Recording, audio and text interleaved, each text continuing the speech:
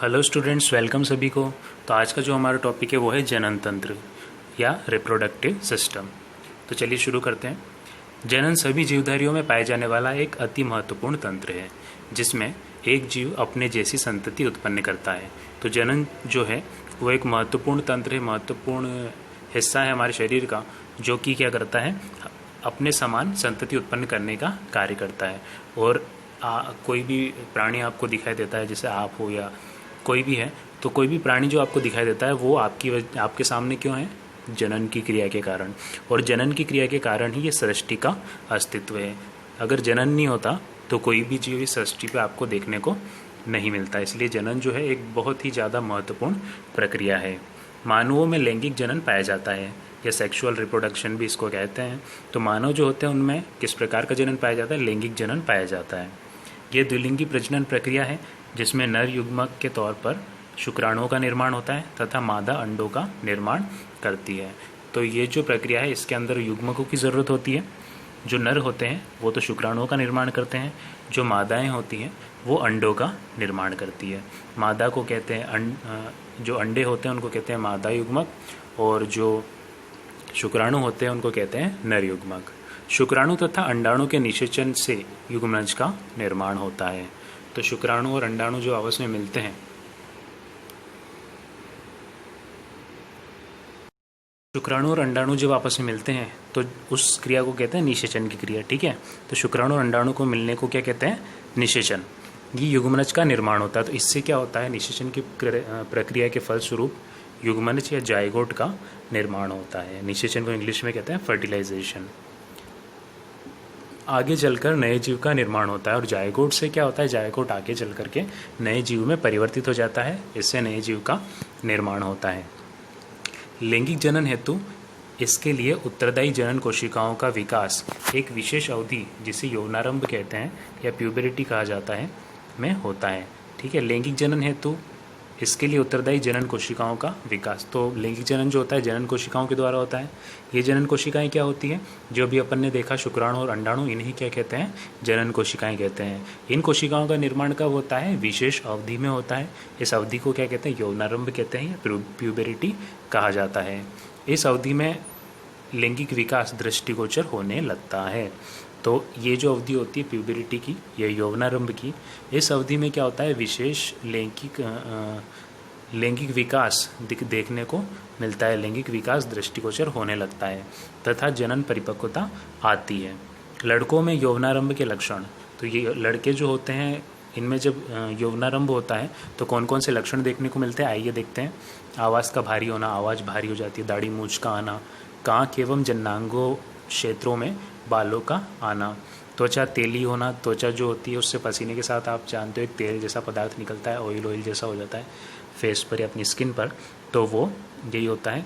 तो इसका मतलब है आप में जो है परिपक्वता के लक्षण दिखने लगे हैं। इन्हें गौण लैंगिक लक्षण भी कहा जाता है। लड़कियों में स्तन का बनना तथा आकार में वृद्धि, त्वचा का तेली होना, वही सेम त्वचा पे ऑयल आना, जन्नांग क्षेत्र में बालों का आना, रजोधर्म का शुरू होना। रजोधर्म मतलब जो मेंस्ट्रुअल साइकिल भी इसको कहते हैं। ठीक है, आदि यौवनारंभ के लक्षण हैं।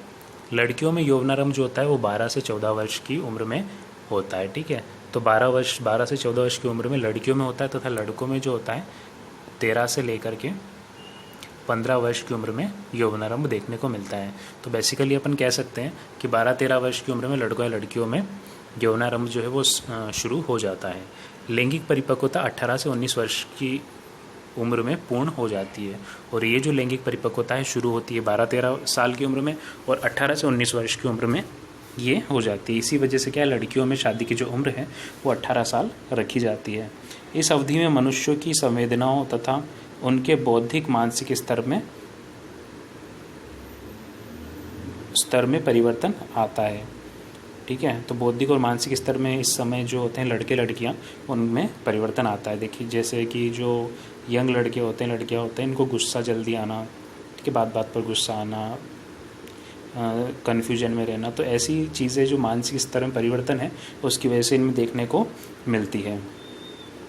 यौवनारंभ से लैंगिक परिपक्वता तक आए परिवर्तनों के मूल में विभिन्न हार्मोन का स्त्रवण है। तो ये जितने परिवर्तन होते हैं, इन परिवर्तनों के लिए कुछ हार्मोन हैं जो जिम्मेदार होते हैं। उन हार्मोनों की वजह से ये परिवर्तन देखने को मिलते हैं। जो मानव है उनमें नर में टेस्टोस्टेरोन तथा स्त्रियां जो होती है उनमें एस्ट्रोजन तथा प्रोजेस्टेरोन हार्मोन मेन है। इन्हीं हार्मोन की वजह से ये लक्षण देखने को मिलते हैं। तो जो नर हैं, बहुत इंपॉर्टेंट है, इसको याद रखना, जो नर है उनमें टेस्टोस्टेरोन तथा जो मादाएं हैं उनमें एस्ट्रोजन और प्रोजेस्टेरोन नाम के 2 हार्मोन पाए जाते हैं, जिनकी वजह से गौण लैंगिक लक्षण जो है वो देखने को मिलते हैं। नर जनन तंत्र की बात करें, सबसे पहले देखते हैं अपन नर जनन तंत्र, उसके बाद पढ़ेंगे अपन मादा जनन तंत्र। तो नर जनन तंत्र जो है, नर जनन अंगों को प्राथमिक तथा द्वितीयक लैंगिक अंगों में विभेदित किया गया है। तो जो जितने भी नर जनन अंग हैं उन नर जनन अंगों को प्राथमिक और द्वितीयक लैंगिक अंगों में विभक्त किया जाता है। तो जो प्राथमिक जितने भी अंग आपको इसमें दिखाई दे रहे हैं, वृषण है, ठीक है, प्रोस्टेट ग्रंथि है, मूत्राशय, शुक्राशय है, शुक्रवाहिनी है, ठीक है, शीर्ष्ण है, तो ये सभी में से जो वृषण आपको दिखाई दे रहे हैं, वृषण आपको कहाँ पे दिखाई देंगे, ये देखिए, ये वृषण होते हैं। तो ये जो वृषण है ये है प्राथमिक जनन अंग, ठीक है। और इन वृषण को छोड़ करके जितने भी अंग हैं, ठीक है, ध्यान रखना इस बात को, वृषण को छोड़ करके जितने भी अंग हैं वो कौन से हैं, द्वितीयक लैंगिक अंग। तो प्राथमिक लैंगिक अंग कौन से हुए बताओ, वृषण। और द्वितीयक लैंगिक अंग, इन सभी को छोड़कर जितने भी अंग हैं वो सारे द्वितीयक लैंगिक अंग हैं। तो प्राथमिक लैंगिक अंग सबसे पहले पढ़ेंगे अपन, प्राइमरी रिप्रोडक्टिव ऑर्गन्स इनको कह सकते हैं। ये वे अंग होते हैं, ये वे अंग छोटे होते हैं जो या तो लैंगिक कोशिकाओं या युग्मकों, सेक्स सेल तथा जर्म सेल्स का निर्माण करते हैं, ठीक है। तो ये जो होते हैं युग्मकों का निर्माण यहीं पर होता है। जो शुक्राणु जो होते हैं, युग्मक किसे कहा था अपन ने अभी, शुक्राणुओं का आता नर में, ठीक है। तो इन शुक्राणुओं का निर्माण कहाँ होता है, लैंगिक कोशिकाओं का निर्माण कहाँ होता है, वृषण में होता है, जो कि अभी अपन ने देखा प्राथमिक लैंगिक अंग होता है। साथ ही ये कुछ हार्मोन का स्त्रवण भी करते हैं, और ये जो वृषण होते हैं इनसे कुछ हार्मोन भी सिक्रिट होते हैं, स्त्रावित होते हैं। ये अंग जनत कहलाते हैं। ये जो अंग होते हैं इन्हें किस नाम से जाना जाता है, जनद या गोनाड्स के नाम से जाना जाता है। नर में जनद वृषण टेस्टिस कहलाते हैं। तो नर जो होते हैं उनमें जो वृषण होते हैं वो प्राथमिक जनन अंग होते हैं, जनद के नाम से वृषण यहाँ पर जाने जाते हैं। वृषण को जनद क्यों कहा, क्योंकि यहाँ पर शुक्राणुओं का निर्माण होता है। तथा नर जनन कोशिका शुक्राणु का निर्माण करने के लिए उत्तरदायी होते हैं। कौन उत्तरदायी होते हैं, वृषण उत्तरदायी होते हैं, क्योंकि वहीं पर वो बनते हैं। ये जनद गुहा के बाहर वृषण कोश में उपस्थित होते हैं। और इनकी स्थिति कहाँ होती है, वृषण की जनद गुहा के बाहर वृषण कोश होता है, एक थैलेनुमा संरचना होती है, ठीक है, स्क्रोटम इसको कहते हैं। वृषण के 2 भाग होते हैं, प्रथम भाग जो शुक्राणु निर्माण करता है, तथा द्वितीय भाग जो होता है अंतःस्रावी ग्रंथि के तौर पर कार्य करता है और टेस्टोस्टेरोन हार्मोन का निर्माण करता है। तो देखिए वृषण कहाँ होते हैं, मैं बताता हूँ आपको। वृषण तो आपने देख ही लिए थे, ये रहे। अब ये वृषण जो एक थैलेनुमा संरचना में होते हैं, देखो ये संरचना है थैलेनुमा, इस थैलेनुमा संरचना में होते हैं, स्थित होते हैं ये, ठीक है। और जो वृषण होते हैं इसमें 2 भाग होते हैं। एक भाग जो होता है वो तो क्या करता है, शुक्राणु का निर्माण करता है, और एक भाग जो होता है प्रोजेस्टेरोन हार्मोन का निर्माण करने का कार्य करता है। तो चलिए आगे चलते हैं। द्वितीयक लैंगिक अंग की बात करते हैं। प्राथमिक लैंगिक अंग अपन ने पढ़ लिए, अब आते हैं अपन द्वितीयक लैंगिक अंग पर। प्राथमिक लैंगिक अंगों के अलावा जो भी अंग जनन तंत्र में कार्य करते हैं उन्हें द्वितीयक लैंगिक अंग कहा जाता है, ठीक है, सीधी सी बात है। प्राथमिक लैंगिक अंगों को छोड़ करके जितने भी अंग हैं वो सारे क्या कहलाते हैं, द्वितीयक लैंगिक अंग कहलाते हैं, या सेकेंडरी रिप्रोडक्टिव ऑर्गन्स वो कहलाते हैं। तो द्वितीयक लैंगिक अंग में अपन सबसे पहले पढ़ते हैं वृषण कोश को, ठीक है, स्क्रोटम भी इसको कहा जाता है। वृषण कोश वृषण को स्थिर रखने के लिए आवश्यक होते हैं। तो जो वृषण कोश होते हैं वो वृषण को स्थिर रखने के लिए आवश्यक होते हैं, अपने अंदर उसको रखते हैं। शुक्राणु निर्माण हेतु शरीर से कम तापमान की आवश्यकता होती है, ठीक है। जो शुक्राणु निर्माण की प्रक्रिया होती है उसके लिए शरीर से कम तापमान की आवश्यकता होती है।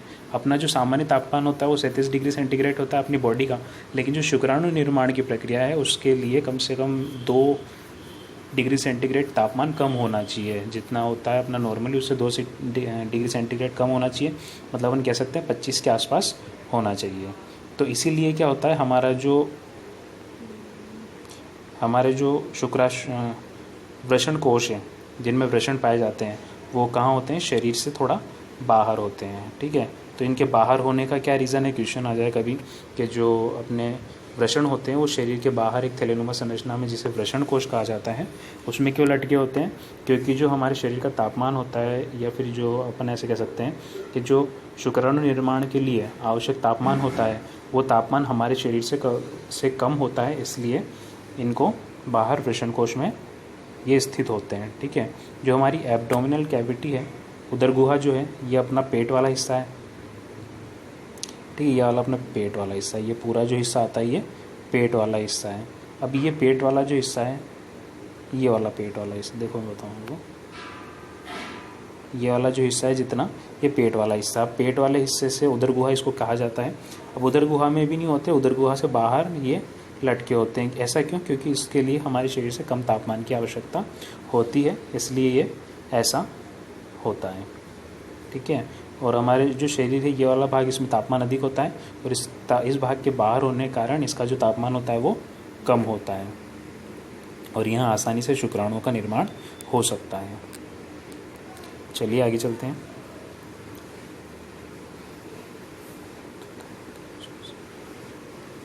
नेक्स्ट है अपना शुक्रवाहिनी, वासा डिफरेंस इसको कहा जाता है। शुक्राणु शुक्राशय तक पहुंचने के लिए शुक्रवाहिनी की सहायता लेते हैं। तो शुक्राणु जो होते हैं जिनका निर्माण तो कहाँ पर होता है, वृषण में होता है, लेकिन वृषण से इन्हें कहाँ तक पहुंचना होता है, शुक्राशय तक पहुंचना होता है। सेमेनल वेसाइकल इसको बोलते हैं, तो वहाँ पर इनको पहुंचना होता है। तो इसके लिए एक नलिका की आवश्यकता होती है, उसी नलिका को क्या बोलते हैं, शुक्रवाहिनी बोलते हैं, क्योंकि शुक्राणु इसमें जाते हैं, इसलिए इसका नाम भी क्या है, शुक्रवाहिनी। नाम से पता चल रहा है शुक्राणुओं को लेकर जाने का कार्य करती है। कहाँ से कहाँ, वृषण से शुक्राशय तक। शुक्रवाहिनी मूत्र नलिका के साथ एक संयुक्त नली बनाती है। शुक्रवाहिनी जो होती है वो आगे जाकर के मूत्र नलिका से संयुक्त हो जाती है, और संयुक्त होकर एक संयुक्त नलिका का निर्माण करती है। अतः शुक्राणु तथा मूत्र दोनों समान मार्ग से प्रवाहित होते हैं। यह वाहिका शुक्राशय के साथ मिलकर एक स्खलन नलिका का निर्माण करती है, बनाती है। एजेक्टरी डक्ट इसको कहते हैं, तो स्खलन नलिका बनाती है। तो चलिए चित्र में देखते हैं। तो यहाँ आप चित्र में देख रहे होंगे कि जो ये वृषण है, वृषण में क्या बने, शुक्राणु बने। शुक्राणु शुक्रवाहिनी के द्वारा,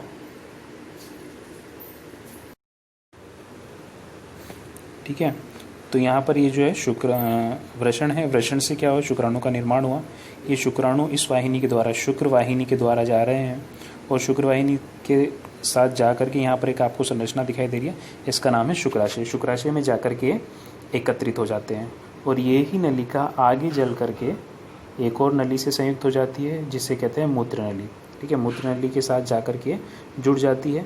तो अब दोनों संयुक्त हो चुकी है, और दोनों संयुक्त होने के बाद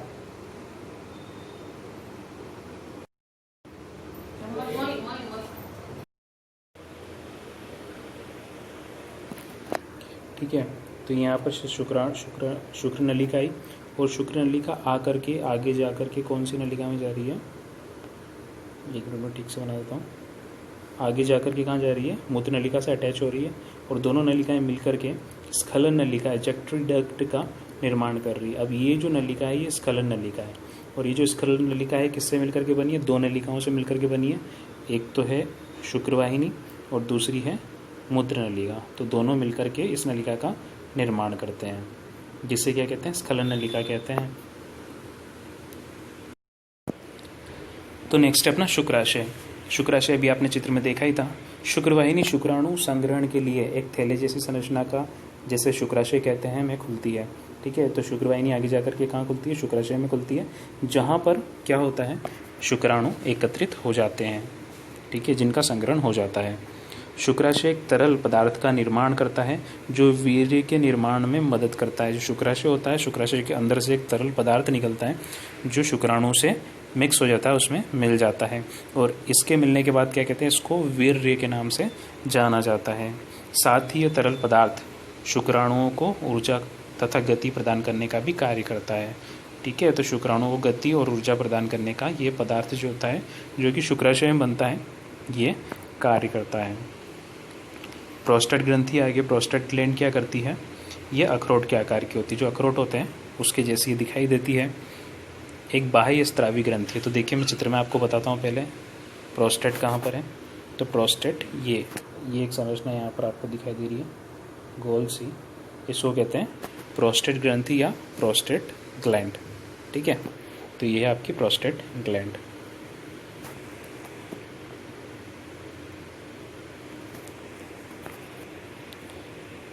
जो एक तरल पदार्थ का निर्माण व उत्सर्जन करती है। यह तरल वीर्य का भाग बनता है तथा शुक्राणुओं को गति प्रदान करने का कार्य करता है। ठीक है, तो प्रोस्टेट ग्लैंड से भी क्या होता है कि एक प्रकार का तरल पदार्थ बनता है, और ये जो तरल पदार्थ होता है ये भी क्या करता है, वीर्य में मिक्स हो जाता है, वीर्य में मिल जाता है, और इसका कार्य क्या होता है, शुक्राणुओं को गति प्रदान करने का इसका भी कार्य होता है। नेक्स्ट अपना मूत्र मार्ग या यूरेथ्रा भी इसको कहते हैं।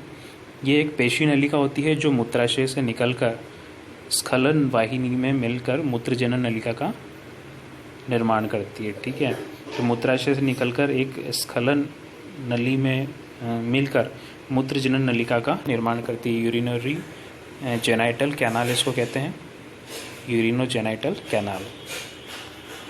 तो यहाँ पर आप देख सकते हैं ये जो नलिका है, ये नलिका, अब यहाँ से ये नलिका भी आएगी जो कहाँ से आ रही है, शुक्राशय से आ रही है, और इसी नलिका में क्या है, जो मूत्र नलिका है वो भी जुड़ी हुई है। तो इसको बोलेंगे यूरिनरी जेनाइटल कैनाल इसको बोलेंगे, या मूत्रजनन नलिका भी इसको कहेंगे, क्योंकि इसी नलिका की सहायता से मूत्र भी स्रावित होता है, और जो आपका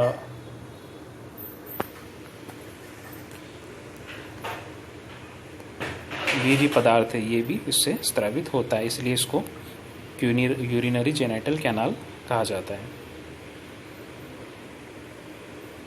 ठीक है, तो शुक्राशय हो गया था, प्रोस्टेट ग्रंथि हो गई थी, मूत्र मार्ग चल रहा था, इसमें से होकर मूत्र, शुक्राणु, प्रोस्टेट ग्रंथि आदि के स्त्रवण बाहर निकलते हैं। ठीक है, तो इसमें मूत्र, शुक्राणु, प्रोस्टेट ग्रंथि से जो तरल पदार्थ निकला है वो भी बाहर त्याग दिया जाता है।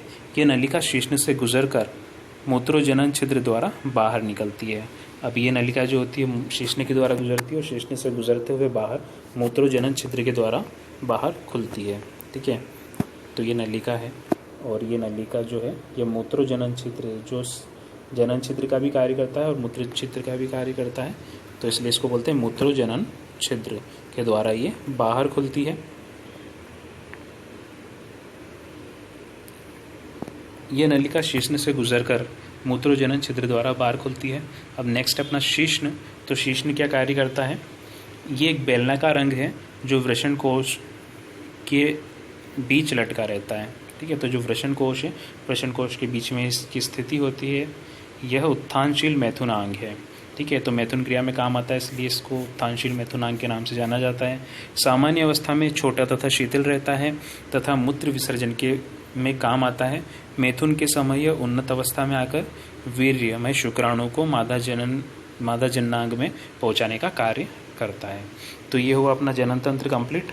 अब जनन तंत्र में कोई भी क्वेश्चन में आपको अगर डाउट हो तो आप पूछ सकते हो। ठीक है, तो आज के लिए इतने ही, फिर मिलते हैं नेक्स्ट क्लास में, और नेक्स्ट क्लास में अपन पढ़ेंगे मादा जनन तंत्र के बारे में। Thank you.